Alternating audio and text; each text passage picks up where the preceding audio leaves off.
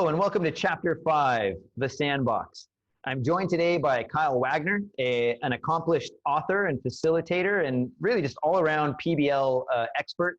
Kyle, would you mind introducing yourself relative to today's topic?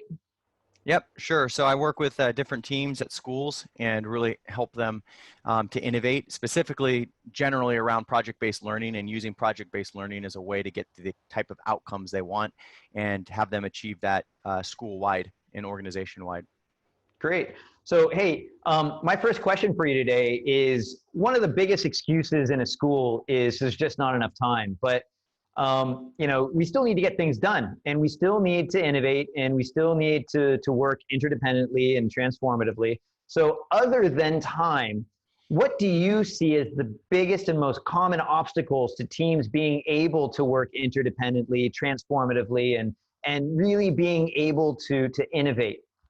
Yeah, so I mean, I guess it's in a way related to time, because I think when you're talking about time, you mean the time for like teams to be able to plan and be able to take the amount of time to actually create these experiences or opportunities. So that certainly is a need, and teachers, as you mentioned, always are in lack of time or always feel like in a lack of time. But I think related to that is scheduling as well too. And I don't mean just scheduling in time for teams to meet. I mean just the schedule in general. The master schedule is a big barrier, because if you see the master schedule is set out with 45, 50 minutes or 1 hour learning blocks throughout the day, there's 5 or 6 different days. 5 or 6 different classes per day, then that limits the amount of deep work and deep learning that schools can actually accomplish around these big initiatives that they're trying to introduce. And it can't be just this offshoot class that happens once or twice a week. You know, it needs to be really embedded into the actual schedule, into the way that they do things. And so I think scheduling is a big barrier. I think also to the capacity and training. People, leaders sometimes wrongly assume that, a teacher can go to a one-off PD and really have the capacity to lead the kind of changes and big innovations that they're hoping to lead, whether that's through project-based learning, taking complete time off the timetable, looking at a whole new reporting system, whatever that initiative is. They really need training, and I think continual coaching and support to make these changes happen. Great. Building on this then, I really want to get to know your experience more around something that you experienced that was similar to a sandbox, and really get into how did you build it, and how did you make it work? Sure. So I think the sandbox, the best, most relevant sandbox in terms of your hidden in plain sight book in this chapter is Futures Academy, which was a small program inside of a larger school.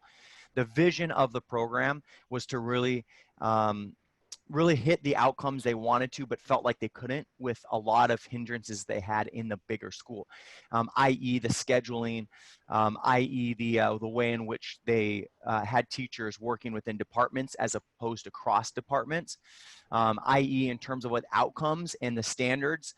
So these were all those obstacles we were mentioned earlier, and the sandbox we got to play with eliminated some of those obstacles or barriers so that we really could innovate. And the whole goal inside of the program was to produce these kind of kids or students that were communicators, collaborators, problem solvers. They were able to be out in the community, and instead of tailoring learning around a stagnant, static curriculum, we would tailor learning around projects.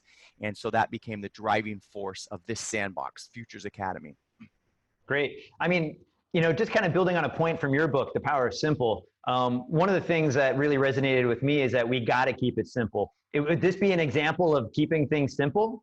Yeah, exactly. I mean, and we went through a lot of growing pains because, of course, the minute you start a program like this and you start to get those demands or pressures, and those demands or pressures that get in the sandbox, as you call contaminants, so one of the particular contaminants had to do with expansion, and we want to expand this rapidly, and expand it rapidly. Now you're sucking in a lot of other needs, and people are saying, well, hey, your bilingual Chinese program, is it as strong? Are you going to cover all of the standards? Are our kids going to do just as well in the test? And we said, yes, they're going to do just as well in the test. We're going to have this same bilingual program. And then it really got watered down, and it didn't allow us the kind of innovation capacity and that we really fully needed. So I think keeping it simple, having a couple things in the sandbox, that vision that you're driving towards needs to be one of the only things, and you slowly add things into the sandbox as you get more kind of stakeholder input. Yeah, this is really interesting because we started this conversation talking about all these huge obstacles that are just giant, like semi trucks that are impossible to stop or turn, like the master schedule, or even developing the capacity of leaders to lead change, right? It's an awesome task. To now looking at an example of a school inside a school, and how even though the focus and the idea at the outset might have seemed simple, it got watered down. So, making sure that whatever we're working on stays focused. And this really comes to my last question is, not everyone is going to be ready for this change. And as you demonstrated with that example of Futures Academy, well, hey, how about that bilingual program? Are they going to perform just as well in their assessments? People still have their own interests and their needs. What's in it for me, right? So knowing that not everybody is ready for change, who do we invite into this sandbox, and how do we keep others connected to it and engaged with the work that's going in the sandbox without influencing its innovative capacity? Well, so I want to clarify one thing that I truly strongly believe is that in order for your sandbox not to get watered down, I think the bigger the system that you have, the harder that's going to be achieved. So I really feel you need small systems that are driving change. And whether that's taking your big school and you're breaking it up into a lot of like 4 or 5 little mini schools within it, but literally still having the same outcome. So we talk about stakeholders. And I think what we could have done in retrospect is look at the big school and not just say, hey, we have this one program that is going to be this alternative to what we're doing as a big school and is driving things faster. Then it becomes because of us versus them thing. If you have a school, you have multiple stakeholders who are already bought in. Get them to come up with like a shared vision of what we want from student learning. And chances are everybody's going to have that shared vision. But chances are, people aren't necessarily going to have the same capacity to drive that vision forward. So I think when it comes to change, you've got to nail down specifically what are the hoped outcomes, because otherwise it just becomes an initiative or something else that you're changing. And so you've got to get everybody in the organization on the same page. Once they're kind of on the same page, and not everybody will be on the exact same page, but they will at least share the vision. Everyone in the school said, we want our kids more connected to the community. We want our kids to have a better opportunity for these soft skills like collaboration, communication, problem solving. We're all on that page. Let's talk about us as a vision moving forward. And now let's talk about, here are a couple different initiatives we have that are driving that bigger vision forward, and everybody's on the boat. And you know what? There are some people that will not be on the boat. And you have to just say to those people, if you constantly cater to those people who don't want to get on the boat, you say, look, this is where we're going. We've agreed upon it. We're all going this direction.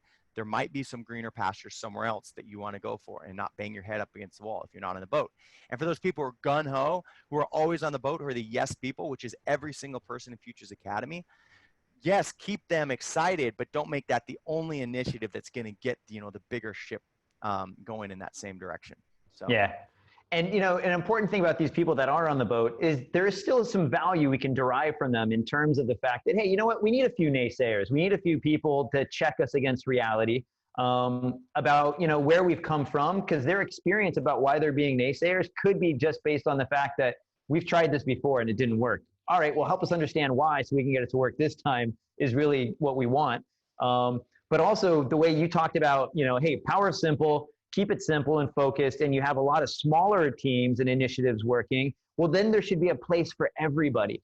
And they need to find that place themselves. They need to be accountable for where they fit in. And if they ultimately don't fit in the school, well, that is something I addressed in the book as well. But we're not going to make part of this chapter discussion. But hey, Kyle, I just want to thank you so much for being a part of this conversation today. As always, you provided some amazing insights. I've always appreciated facilitating with you, largely because of what you bring to the table.